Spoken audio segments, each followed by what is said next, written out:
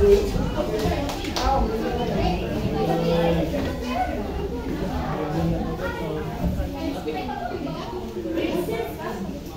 salamat. Magandang umaga, Pilipinas at buong mundo, mga klase. Ito, meron lamang na 5 minuto upang ngayong umaga. Ako po si Boy at mag-welcome sa Fast Talk with Boy Abunda. Welcome to the program. Ang mga ating mga espesyal na bisita sa araw na ito ay mga ating mga kababayan na iguwaran ng kayang pagbabayanihan. Please welcome Princess Ortiz. The Radio Magan. Ate Jan Tago.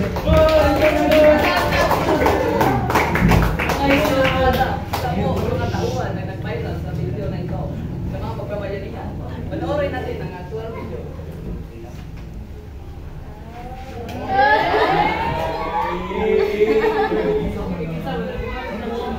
So, bakit nga ba kayo nagbabayanihan?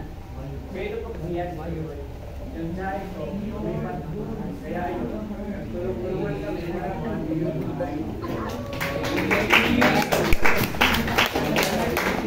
Yun ba? Talagang nagkakaisa kayo ng... Matanong ko lang ba, ano nakatulong ang pagbabayanihan ng lipunan?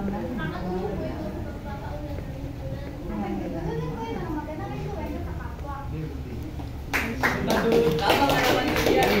Kaya kailangan mahalaga rin na malaman natin ninyo ang mga kababayan at kahulugan ng salitang subsidiarity at solidarity. So, pag sinabi natin subsidiarity, ito ay ang pagtutulungan sa pagitan ng mga mamamayan. Pag sinabi nilang solidarity naman, ay nangangahulugan ito pagkakaisa. Tandaan po natin yan, mahalaga yan sa ating lipunan. So, okay, let's do it! Ready? Okay? Ito na.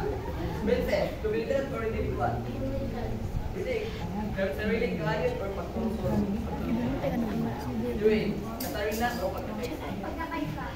Galtagol. Kampo o sarili? Kampo. Ano o realisado? Malapitan o malawakan? Pagkakapagtulungan o pagsarili ka? Initiatibo or pagkakasahan? Partisipasyon o pagmamasin? Pagkilos o pag-manage? Komunidad o institusyon? Pagkawatak-watak o pagkakaisa? So, mga klase at guro, maraming salamat po sa inyong panonood. Be kind, make sure your Nana is Tatay are proud. Hashtag, say thank you, goodbye, and for now, and